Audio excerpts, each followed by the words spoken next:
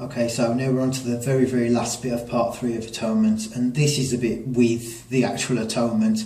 This is where Bryony goes to see Cecilia and Robbie and tells them that she's going to change her statement. This is also the bit that we find out at the end never actually happened. This is the bit that Bryony wanted to happen. Okay, so I think a few bits are worth looking at.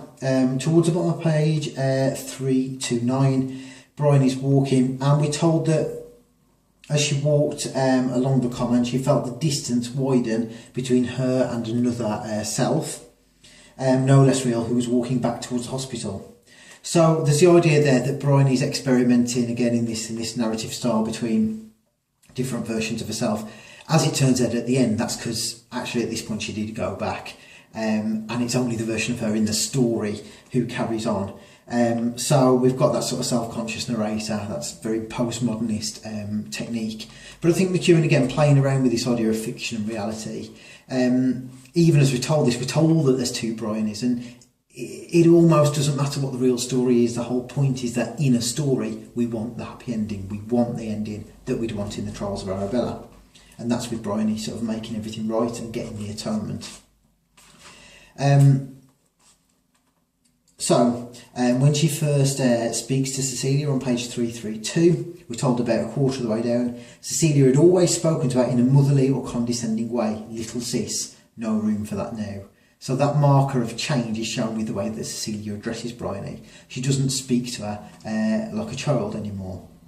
You can see that as the very opposite of Emily Tallis, who actually has always nurtured Bryony and treated her like this child. Now that's sort of gone. It's almost the opposite of Mr. Gradgrind, isn't it? Who never sees his children as kids, and then he's sort of forced to at the end. Here it's the opposite way around. Cecilia's always seen Bryony as this younger person, but then has to see her very, very differently.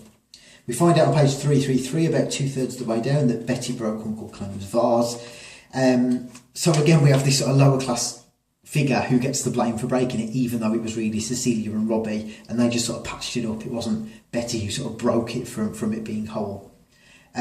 So again, I think we see those same mistakes being made, but also this is the bit, remember, where the story does shatter, where actually this, what we're told here, is what ends up being false, and the vase is there to sort of shatter it as well.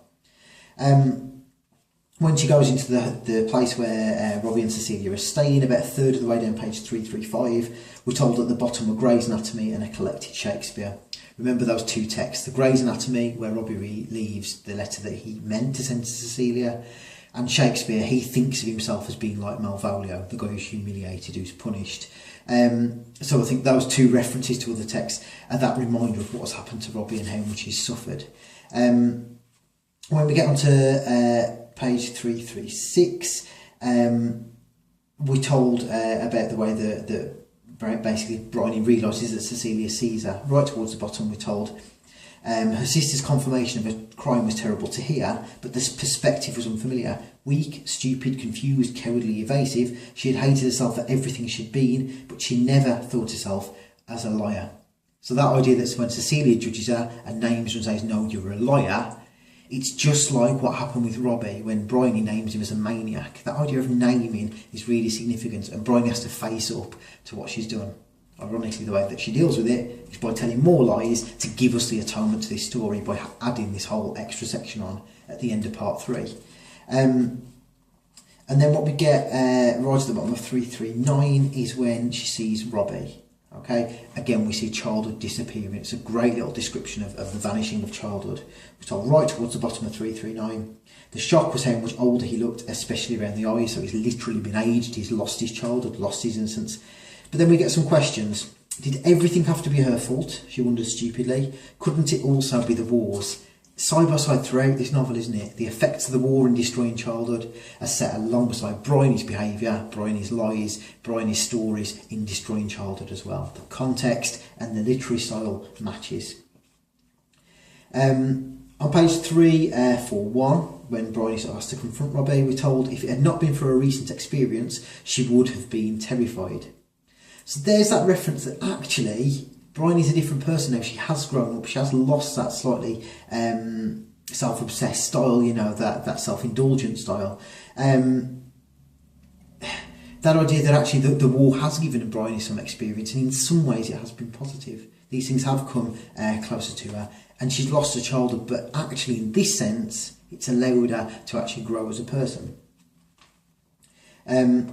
We're told right towards the bottom of page 341, now it was happening at last, and it was as if she wasn't quite here. So again, another little reference to the fact that this bit is only in the story, this isn't reality. They ask Bryony on page 342, what's made her so certain that she got it wrong? And she says about a third of the way down the page, growing up. Okay, so it's not as simple that childhood innocence being lost is a bad thing. Losing the childhood innocence here allows Bryony actually to put things right, to allow this atonement to happen. She's become genuinely sort of aware of what she's done. And then we're told, Robbie says to her, you know, how much growing up do you need to do? About 3/4 of the way down, page 342. There are soldiers dying in the field at 18, old enough to be left to die on the roads. Did you know that? So that's that reference, you know, Robbie saying at this time, innocence doesn't exist, it's being destroyed by the war. And, you know, he sees it as ridiculous that Bryony has grown up. The ironic thing is, though, that Bryony has grown up by seeing people like Luke Cornett, these children who were at the war. We're told on page 343 that Robbie basically is really going through the ringer. He's having all these memories of what's happened to him at war, okay, and it's taking over. And then right to the bottom of page 343, Cecilia said to him, come back, Robbie, come back. That's that motif that's repeated throughout the novel. Remember, it's what she used to say to Bryony as she was a child, but it's also what Robbie is remembering in all these letters. So Cecilia sort of links the two. Both of them are brought back to sanity by Cecilia. On page 345, we're told that Robbie, about 5 lines down, was staring at the flowers as he cleared his throat. When he began to speak, his voice was purged of emotion.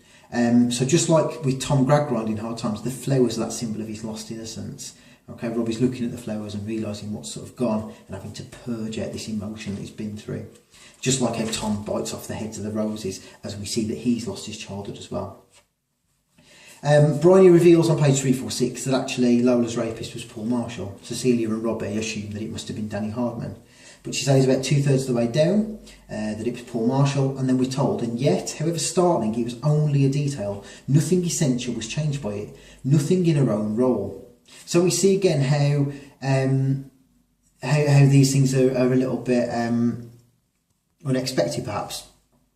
The idea basically that due to the context of the time, that actually this makes Paul Marshall pretty safe because Lola's never going to testify against him. So actually, in terms of context, it does change everything. It means that Robbie can never be cleared of this because Paul Marshall will never be accused or charged with the rape. But obviously, in terms of AO2, in terms of the narrative style, Bryony knows that she's now more or less guilty because of that. Okay, so we see that the real world and Bryony's role as a narrator are a little bit at odds there. And we're told that on page 347, about halfway down, Cecilia says he's immune, she'll always cover for him. Paul Marshall is safe in the eyes of the law because Lola will always cover for him. At the top of page 347, just before this, about 5 lines down, we're told Bryony took calm pleasure in delivering her clinching news. There's that little reference back to her childhood, just like she takes pleasure in naming Robbie as a maniac. There is still that slightly circular structure, that idea that Bryony is going back to childhood, and there are still those similarities there. And then we're told on page 348, as they leave, Bryony sort of goes back on the tube. They stood outside Balham tube station, which in 3 months' time would achieve its terrible form of fame in the Blitz. So again, that's that retrospective narration, telling us what's going to happen later on. Obviously, it turns out that that's where Cecilia dies. And Robbie, right towards the bottom of page 348, says, just do all the things we've asked. They ask her to change the story and write a real statement of what actually happened. We're told it was almost conciliatory, that just, but not quite. Not yet. And just the same way that Emily Tallis, we're told she's not been sort of attacked by a migraine, not yet. That same thing, not yet, implies that actually forgiveness is coming to Bryony. And there's that thing at the end of it where she gives herself some forgiveness, or the chance for forgiveness, but she can never sort of give it wholeheartedly. So we get on to page 349. She goes down into the blackness, about 4 lines down 349. She goes down into the tube, and the breeze is rising from the blackness. Compare that to the white at the end of part 1. Now it's black.